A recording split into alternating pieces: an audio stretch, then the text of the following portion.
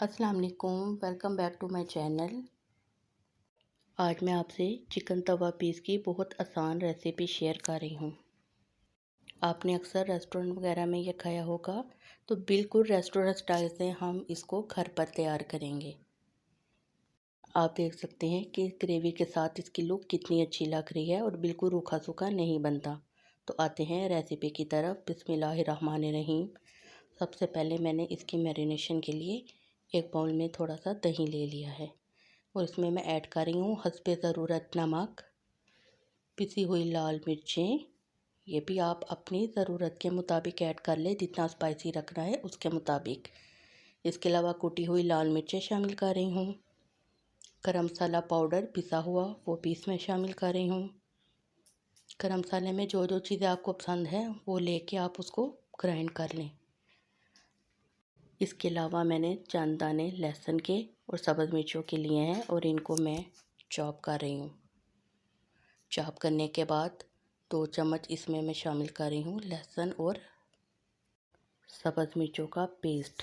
इससे बहुत अच्छा अरोमा इसका तैयार होता है। इन सारी चीज़ों को अच्छी तरह से दही में मिक्स कर लेना है। सारे ये घर के मसाले हैं, कोई भी बाज़ार का मसाला नहीं इसमें शामिल किया। अब इस सारे मेवे को इतनी अच्छी तरह मिक्स कर लेना है कि दही में कोई भी खुटलियाँ ना रहें और एक स्मूथ सी प्योरी तैयार हो जाए इसकी। मसाले सारे घर के होंगे और जायका बिल्कुल रेस्टोरेंट जैसा होगा, लेकिन यह है कि घर में हम इसको साफ़ सुथरे तरीके से तैयार करेंगे। तो मैरिनेशन का मसाला यहाँ पे तैयार हो चुका है। अब मैं आपको दिखाती हूँ चिकन के पीस, जिनको मैंने कट लगा के रख दिया था। 3 लेग पीस मैं यहाँ पे ले रही हूँ और इनको इस तरीके से आपने छुरी से कट लगा देना है ताकि जो मसाला है बिल्कुल इसके अंदर रच बस जाए। कट लगाने से ये फ़ायदा होता है कि इसका जायका बोटी के अंदर तक चला जाता है।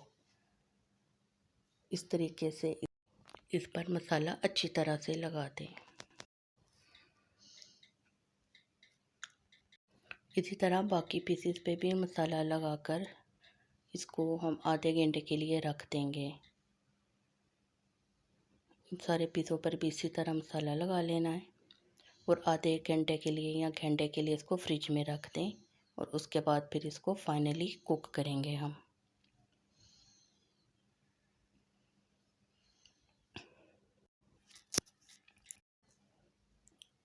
एक तवे पे मैंने घी डालकर इसको अच्छी तरह से गरम कर लिया है। अब बारी बारी मैं तीनों पीसेस इसके ऊपर रख दूँगी, जिनको हमने मसाला लगा के रखा था कुछ देर के लिए। तो इन पीसेस को डालने के बाद जो इसका बाकी मसाला बचा है वो भी इसके ऊपर इस तरह से फैला देंगे ताकि इसकी अच्छी सी ग्रेवी भी तैयार हो। ये इतना जूसी बनता है, बाहर से क्रिस्पी होता है और अंदर से जूसी होता है। इसी वजह से क्योंकि हमने इसकी मैरिनेशन बहुत अच्छी की है और इसमें कट भी लगाए थे। तो थोड़ी देर मैं इसको ढाँप के रख दूँगी। बिल्कुल स्लो फ्लेम पे रखूँगी ताकि इसका दही जो है वो एकदम फट ना जाए। स्लो फ्लेम में कुछ देर रखने के बाद आपको लीड उठा के दिखा रही हूँ कि इसका पानी जो है वो अलग हो चुका है, यानी कि चिकन ने भी अपना पानी छोड़ा है और दही ने भी अपना पानी छोड़ा है और इसी पानी में ये तैयार होगा। मज़ीद कोई मसाले हम इसमें ऐड नहीं करेंगे। तो जब इस स्टेज पे आ जाए तो आप इसकी आंच तेज़ कर सकते हैं ताकि दही का और चिकन का सारा पानी खुश्क हो जाए। अब मैं इसको तेज़ चूल्हे पर पानी ट्राई कर लूँगी इसका।